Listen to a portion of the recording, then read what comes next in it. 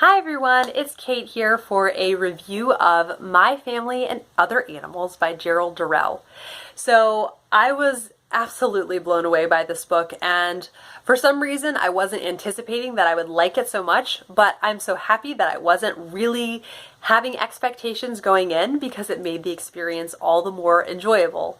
So My Family and Other Animals is about a family in England who are really tired of the weather where they're living. And so they decide they're just going to up and leave and move to the Mediterranean island of Corfu. So there is Gerald's mother and then his brothers, Larry, whose full name is Lawrence, and Lawrence Durrell is a famous novelist who wrote the Alexandria Quartet. And then his brother, Leslie, and then his sister Margot. So they all move, and they move into a villa on this island of Corfu. And from there, Gerald develops even more. He already had a love of nature, but he develops an even greater love of nature and starts accruing a crazy menagerie and collects whatever insects or birds or animals he feels like he wants to have, and they kind of take over the house. So one of the things that just made this book so enjoyable are all the siblings' personalities, and they're all a little bit ridiculous in different ways. And Larry, or Lawrence, is the oldest brother, and he is someone that in real life, if I knew him, if I was related to him, if he was my son, would be extremely frustrating. But since he's just in the book, he's really, really funny, but he's so conceited. And like, for instance, there's a time when, they're living in the villa and they have enough bedrooms for themselves, but that's it. And he just invites 8 friends to come and stay for a couple weeks. And through a conversation with his mother, he ends up turning the conversation around so she feels like eventually that she was the ridiculous one for even being bothered that he invited 8 people over. He just has such a way with words, and he's so quick on his feet and smart. And I was just laughing out loud through that entire chapter because he just makes himself sound so reasonable for thinking that they could host 8 people that his mother didn't even know they were coming until that day.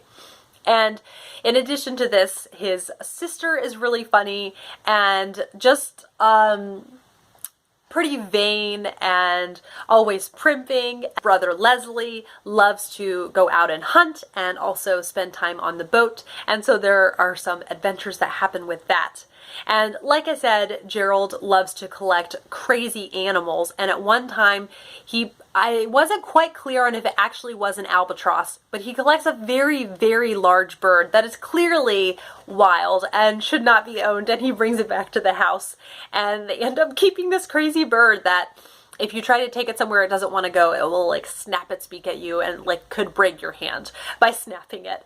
And I'm just smiling talking about this book because I do not laugh out loud during many books. Like, I'm a pretty hard sell on humor in books. Like, I laugh a lot during movies, but books are hard, and this really had me laughing out loud.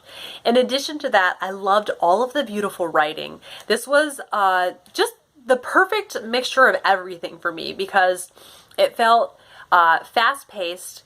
I never felt bored. It had beautiful writing. It was humorous, and it was also at certain points heartwarming. And so here's one quote that I thought especially portrayed the beautiful writing. "Gradually, the magic of the island settled over us as gently and clingingly as pollen. Each day had a tranquility, a timelessness about it, so that you wished it would never end.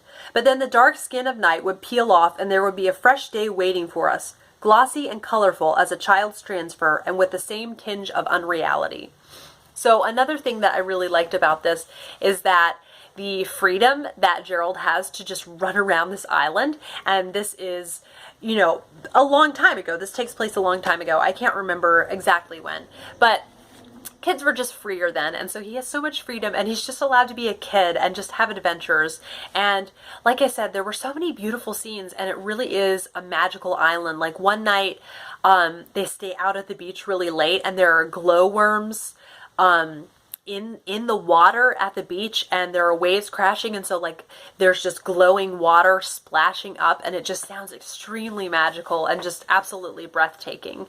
And he also has a lot of fun just observing animals in the wild. and observing insects going to battle with each other. And there were a couple things that were pretty gross. And just, yeah, I won't even go into details in case you have a queasy stomach. So that was kind of gross, and I was like kind of like skipping over that. But if you don't have a queasy stomach, then you might even enjoy those parts, because nature is extremely fascinating. And I think another reason that I enjoyed this book so much is I really do love nature. I love God's creation and just seeing all of the crazy things that are on this earth. And it's just really cool. And all of the different landscapes. And so I haven't really read many books set in the Mediterranean. And so this was a really cool setting also to see. So it was just really cool. And I just absolutely loved reading this book, and I think it would be a great classic if you haven't read that many classics. But if you love classics, then you would enjoy it. Also, it would seem easier than some. Like, this just feels like such light reading compared to Little Dorrit by Charles Dickens. So yeah, all in all, 5 stars. Hip hip hooray for My Family and Other Animals. I hope you guys check it out, and if you do, let me know what you think. And I hope that you guys have enjoyed this, and I just have so many good things to say about it, and I will see you guys for another video soon.